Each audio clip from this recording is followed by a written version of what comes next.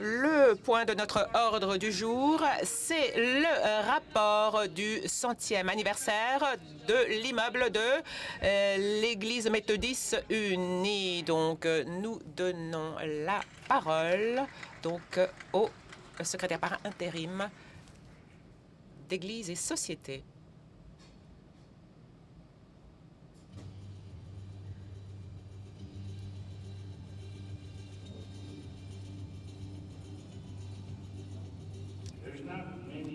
Il n'y a pas beaucoup d'endroits dans le district de Columbia où l'on trouve une telle proximité entre un espace sacré et les nombreux espaces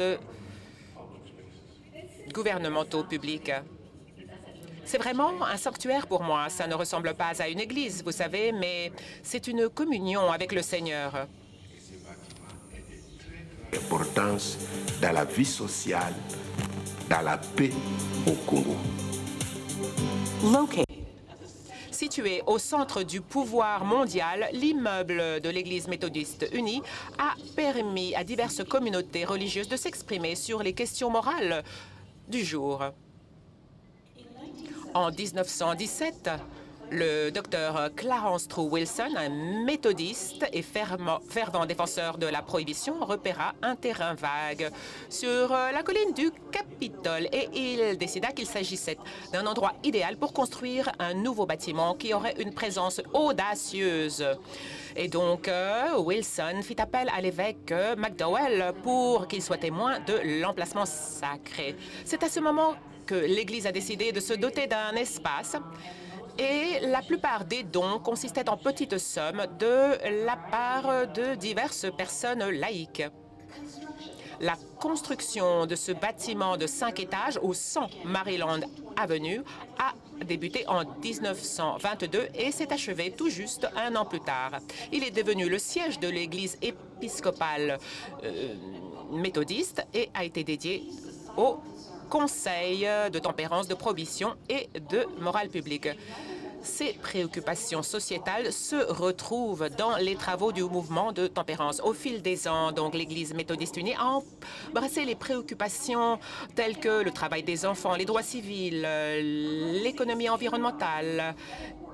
Cet héritage est perpétué par le travail des programmes prophétiques du Conseil général Église et Société.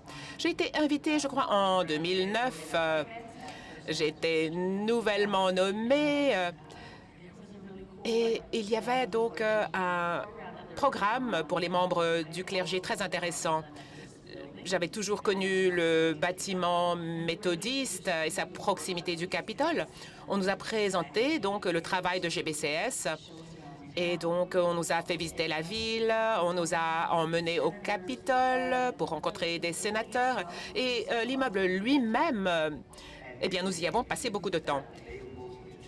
De la fenêtre du bureau où nous avons été, on a vu sur le Capitole. Je me demande donc combien de fois la personne qui a occupé le poste de secrétaire général au fil des ans s'est assise dans cet espace pour voir donc la capitale d'une nation qui est meilleure de jour en jour. Aujourd'hui, l'immeuble méthodiste uni continue d'être un lieu de rassemblement où l'on partage nos idées, nos croyances et nous poursuivons un objectif commun. L'importance du Conseil général Église et Société se trouve sur cette colline sacrée. Je crois que cela symbolise notre foi, le peuple.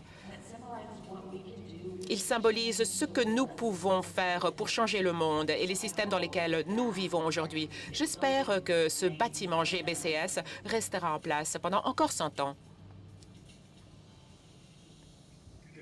Bonjour, je m'appelle John Hill, laïque, blanc, adulte. Mes pronoms sont masculins et j'occupe le poste de secrétaire général par intérim de Église et Société. J'ai le privilège d'entrer dans ces bureaux et je suis impressionnée par la sagesse de nos ancêtres méthodistes qui ont placé ce lieu sacré juste en face du Capitole. C'est un lieu qui est mis à part pour le travail, le culte, Et donc, c'est le témoignage de la puissance rédemptrice et la promesse de l'Évangile de Jésus-Christ. Aujourd'hui, nous vous invitons à en apprendre davantage sur notre site web umcjustice.org ou rendez-vous à notre stand dans la salle d'exposition. Nous vous invitons à vous joindre à nous pour perpétuer cet héritage. Nous écrirons ensemble le prochain chapitre de l'histoire puissante de notre témoignage en faveur de la justice et de la paix. Merci.